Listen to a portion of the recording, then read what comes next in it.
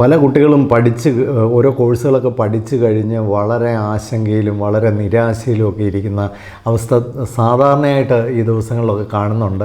തീർച്ചയായിട്ടും പുതിയ പഠനത്തിനൊക്കെ ഇറങ്ങിത്തിരിക്കുന്ന +2 കഴിഞ്ഞ കുട്ടികൾ, 10ാം ക്ലാസ് കഴിഞ്ഞ കുട്ടികൾ, ഈ കുട്ടികൾക്കൊക്കെ അവരെടുക്കാൻ പോകുന്ന കോഴ്സ്, അവരെടുക്കാൻ പോകുന്ന ഗ്രൂപ്പ്, ഈ കാര്യങ്ങളെക്കുറിച്ചൊക്കെ അവർക്ക് വിശദമായിട്ടൊന്ന് മനസ്സിലാക്കി കൊടുക്കുകയും അവരെ പ്രോപ്പറായിട്ട് ഗൈഡ് ചെയ്യുകയും അവരെങ്ങോട്ടാണ് യാത്ര ചെയ്ത് എത്താൻ പോകുന്നതെന്നുള്ള സ്ഥലത്തെക്കുറിച്ചും സാഹചര്യങ്ങളെക്കുറിച്ചൊക്കെ നേരത്തെ ഒന്ന് മനസ്സിലാക്കി കൊടുക്കാനും ഒക്കെ ഒരു സാഹചര്യം ഒരുക്കി കൊടുത്താൽ വളരെ നന്നായിരിക്കും. അതിനെക്കുറിച്ചാണ് ഈ വീഡിയോ സംസാരിക്കുന്ന. Well begun is half done.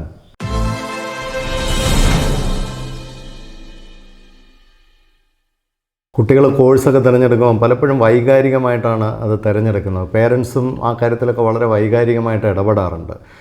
ഇന്ന് തന്നെ ഞാൻ കണ്ട 2 വിദ്യാർത്ഥികൾ, ഒരാൾ മാത്സ് എടുത്ത് ഡിഗ്രി പഠിച്ച ആളാണ്. പക്ഷേ മാത്സ് എടുത്ത് പഠിച്ചു കഴിഞ്ഞപ്പോൾ പുള്ളിക്ക് ഒരു കാര്യം മനസ്സിലായി, മാത്സ് പുള്ളിക്ക് പറ്റിയ ഒരു കോഴ്സല്ല. ഒരുപക്ഷെ കെമിസ്ട്രി ആയിരുന്നു കുറച്ചുകൂടെ നല്ലത്.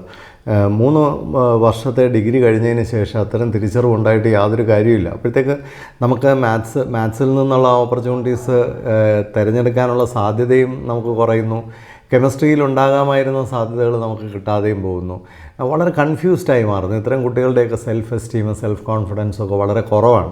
അപ്പോൾ അങ്ങനെ വരുമ്പോൾ അവരുടെ പേഴ്സണാലിറ്റി അത് ബാധിക്കുന്നു, അത് മെൻ്റൽ ഹെൽത്തിനെ ബാധിക്കുന്നു. ഇത്തരത്തിലാണ് കുട്ടികൾ പോകുന്നത്. വേറൊരു കുട്ടിയെ പരിചയപ്പെട്ടത് ഒരു വിദേശ രാജ്യത്ത് പോയി MBBS പഠിച്ചിട്ട് വന്നൊരു കുട്ടിയാണ്. ആ കുട്ടി കംപ്ലീറ്റായിട്ടും മാനസികമായിട്ട് തകർന്ന്, കാരണം അത് വിചാരിച്ച പോലെ ഒന്നും അല്ല. ആ കോഴ്സൊക്കെ വിജയിച്ചിട്ട് വന്നിട്ട് പോലും ആ കുട്ടിക്ക് യാതൊരു സാധ്യതയും കിട്ടുന്നില്ല.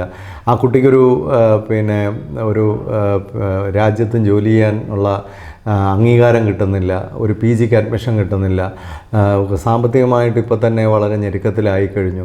അപ്പോൾ ഇത്തരത്തിൽ കുഞ്ഞുങ്ങളുടെ മാനസികമായിട്ടും വ്യക്തിത്വപരമായിട്ടും ഒക്കെ അവരെ നമ്മൾ തകർക്കുകയാണ്. അവർക്ക് ഒരു തിരിച്ചുവരവിനുള്ള ഒരു ചെറിയ വഴി പോലും ഇത്തരം സാഹചര്യങ്ങളിൽ പലപ്പോഴും ഉണ്ടാകുന്നില്ല എന്നുള്ളതാണ് വാസ്തവം. അതുകൊണ്ട് ഈ വർഷം കോഴ്സൊക്കെ തിരഞ്ഞെടുക്കാൻ പോകുന്ന കുഞ്ഞുങ്ങൾക്ക് വേണ്ടിയാണ് ഞാനിത് പറഞ്ഞത്.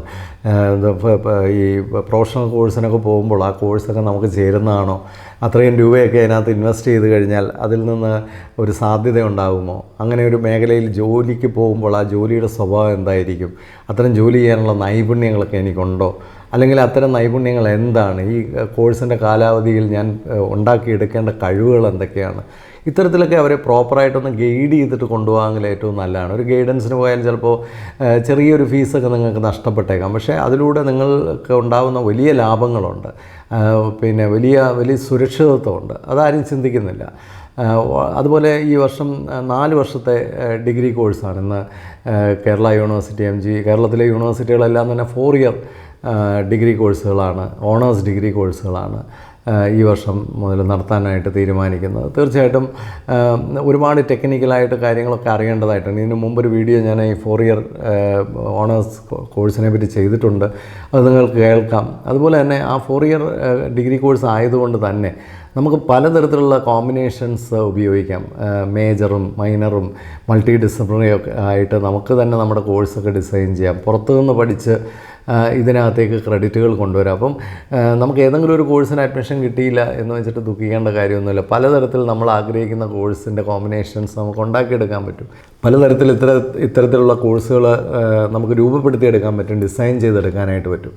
അപ്പോൾ അതിലൊന്നും കുഴപ്പമില്ല. പക്ഷേ ഇത്തരം കോഴ്സുകളൊക്കെ പഠിക്കാൻ പോകുന്നതിന് മുമ്പ് നമുക്കൊരു പ്രോപ്പർ ഗൈഡൻസ് എടുക്കുന്നത് വളരെ നന്നായിരിക്കും. കാരണം ഈ ഓരോ കോഴ്സുകൾ, ഇപ്പോൾ BBA എടുക്കുന്നു, അല്ലെങ്കിൽ BCA എടുക്കുന്നു, അല്ലെങ്കിൽ BCom എടുക്കുന്നു, ഈ കോഴ്സുകളൊക്കെ തമ്മിലുള്ള വ്യത്യാസം എന്താണ്, അത് നാളെ ഏത് തരം ജോലിയിലേക്കാണ് നമ്മളെ നയിക്കുന്നത്, അതിനുവേണ്ട നൈപുണ്യങ്ങൾ എന്താണ്, ഏത് തരം കോളേജുകളിലൊക്കെ പഠിച്ചാലാണ് കൂടുതൽ സാധ്യതകളുള്ളത്, പ്ലേസ്മെൻറ്റിനുള്ള ഓപ്പർച്യൂണിറ്റീസ് ഉള്ളത്, അല്ലെങ്കിൽ നമ്മൾ BSc ഡിഗ്രികൾ പഠിക്കുന്നു, ആ കോഴ്സുകളുടെയൊക്കെ സാധ്യത എന്താണ്.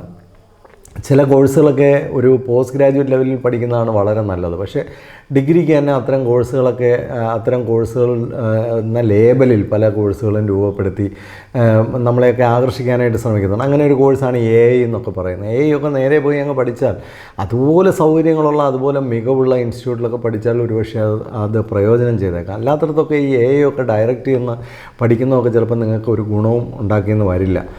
അപ്പോൾ ഇത്തരം കോഴ്സുകളിലൊക്കെ പോയിട്ട് പലരും അങ്ങ് കോണേർഡ് ആകാറുണ്ട്. ഇപ്പോൾ സൈക്കോളജി തന്നെ അങ്ങനെ ഒരു കോഴ്സാണ്. ആ കോഴ്സ് എടുത്ത് പഠിച്ചു കഴിഞ്ഞാൽ അതിൽ നിന്നുണ്ടാകുന്ന ലിമിറ്റഡ് ആയിട്ടുള്ള ഓപ്പർച്യൂണിറ്റീസാണ്. അപ്പോൾ അതിൽ നിന്ന് പുറത്തേക്കൊക്കെ പിന്നെ വരാൻ ബുദ്ധിമുട്ടായിരിക്കും. അപ്പോൾ ഇതൊക്കെ എടുക്കുന്നതിന് മുമ്പ് തന്നെ നമ്മൾ ക്ലിയറായിട്ട് ഇതിനെപ്പറ്റിയൊക്കെ മനസ്സിലാക്കുക. അതുപോലെ പാരാമെഡിക്കൽ കോഴ്സുകളൊക്കെ പഠിക്കാൻ പോകുമ്പോൾ അത്തരം കോഴ്സുകളെ പറ്റിയൊക്കെ കാര്യങ്ങൾ കൃത്യമായിട്ട് മനസ്സിലാക്കിയിട്ട് പോവുക. പിന്നെ ഇത് മാത്രമല്ല, ഈ കോഴ്സുകളുടെ കൂടെ നമുക്ക് കമ്പൈൻ ചെയ്ത് പഠിക്കാൻ പറ്റുന്ന പല കോഴ്സുകളുമുണ്ട്, ആഡ് ഓൺ കോഴ്സുകളുണ്ട്.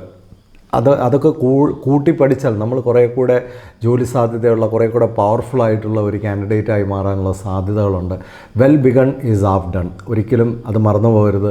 അതുപോലെ സ്കൂളുകളിലും കോളേജുകളിലും ഒക്കെ +1 +2 കോഴ്സൊക്കെ തുടങ്ങുമ്പോഴും കോളേജുകളിലൊക്കെ ഡിഗ്രി പ്രോഗ്രാമുകളൊക്കെ തുടങ്ങുമ്പോഴും ഒക്കെ ഒരു നല്ല ഓറിയൻറ്റേഷൻ പ്രോഗ്രാമോടുകൂടി, പ്രത്യേകിച്ച് ആരാണ് ഒരു ഓറിയൻറ്റേഷൻ കൊടുക്കേണ്ടത്, പ്രത്യേകിച്ച് ആ കോഴ്സുകളെ പറ്റി നന്നായിട്ട് അറിയാവുന്ന, കുട്ടികളെ നന്നായിട്ട് അറിയാവുന്ന, ജനറേഷനെ നന്നായിട്ട് അറിയാവുന്ന, ഇൻഡസ്ട്രി നന്നായിട്ട് അറിയാവുന്ന, ലോകത്ത് വരാൻ പോകുന്ന മാറ്റങ്ങളെപ്പറ്റി ധാരണയുള്ള ഇത്തരം ആൾക്കാരൊക്കെയാണ് അവരെ ഗൈഡ് ചെയ്യേണ്ടത്. അല്ല ആരെയെങ്കിലുമൊക്കെ വിളിച്ച് എന്തെങ്കിലും കൂതാശകൾ നടത്തുന്നതല്ല ഓറിയൻറ്റേഷൻ പ്രോഗ്രാം എന്നൊക്കെ പറയുന്നത്. അപ്പോൾ അതിനൊക്കെ വളരെ വളരെ എക്സ്പേർട്ടായിട്ടുള്ള ആൾക്കാരെ തന്നെ ഉപയോഗിച്ച് അവർക്കൊരു ഓറിയൻറ്റേഷൻ കൊടുക്കുകയും നല്ല രീതിയിൽ അതിനെ മുമ്പോട്ട് കൊണ്ടുപോവുകയും ചെയ്യുക. സ്റ്റീഫൻ കോവിയുടെ മനോഹരമായൊരു പുസ്തകമാണ് 7 habits of highly effective people. അതിൽ ഏറ്റവും പ്രധാനമായ ഒരു ഹാബിറ്റ് എന്ന് പറയുന്നത് see the end in mind. നമ്മൾ തുടക്കത്തിൽ തന്നെ അതിൻ്റെ അവസാനത്തെക്കുറിച്ചൊരു കാഴ്ച, ഒരു ചിത്രം നമുക്കുണ്ടായിരിക്കണം. അപ്പോൾ എങ്ങനെയാണ് ഇത് അവസാനിക്കാൻ പോകുന്നത്, അവിടെ എന്തൊക്കെയാണ് യാഥാർത്ഥ്യങ്ങൾ, ഇതൊക്കെ കുഞ്ഞുങ്ങൾക്ക് മനസ്സിലാക്കി കൊടുത്തുകൊണ്ട്, ഇത് വലിയ ലീഡർഷിപ്പ് ക്വാളിറ്റിയാണ്. ഇതൊക്കെ മനസ്സിലാക്കി കൊടുത്തുകൊണ്ട് ഇത്തരം പഠനത്തിലേക്ക് കുഞ്ഞുങ്ങളെ നയിക്കാം. നല്ല രീതിയിൽ ഗൈഡഡ് ആകുന്ന കുഞ്ഞുങ്ങൾക്ക് നല്ല സുരക്ഷിതത്വവും നല്ല സാധ്യതകളും തീർച്ചയായിട്ടും ഉണ്ടാകും, ഒരു സംശയമില്ല. അതിൻ്റെ കുറവുകളും അതിൻ്റെ ദാരിദ്ര്യവും ഒക്കെ നമ്മുടെ സമൂഹത്തിൽ ധാരാളമായിട്ട് കാണുന്നു. എല്ലാ സംഘടനകൾക്കും, ആരാധനാലയങ്ങൾക്കും, സ്കൂളുകൾക്കും, കോളേജുകൾക്കും ഒക്കെ ഇക്കാര്യത്തിൽ കൈകോർക്കാം. നിങ്ങൾക്ക് എല്ലാവർക്കും വരും തലമുറയ്ക്ക് വേണ്ടി നമുക്ക് ചെയ്യാവുന്ന ഏറ്റവും വലിയൊരു കാര്യം അവരെ പ്രോപ്പറായിട്ട് ഗൈഡ് ചെയ്യുക എന്നുള്ളതാണ്. ഇത് നന്നായിട്ട് നല്ല വീഡിയോ ആണെന്ന് തോന്നുന്നെങ്കിൽ മറ്റുള്ളവർക്കൂടെ ഷെയർ ചെയ്ത് കൊടുക്കുക. സബ്സ്ക്രൈബ് ചെയ്യാൻ മറക്കണ്ട. എല്ലാവർക്കും ആശംസകൾ.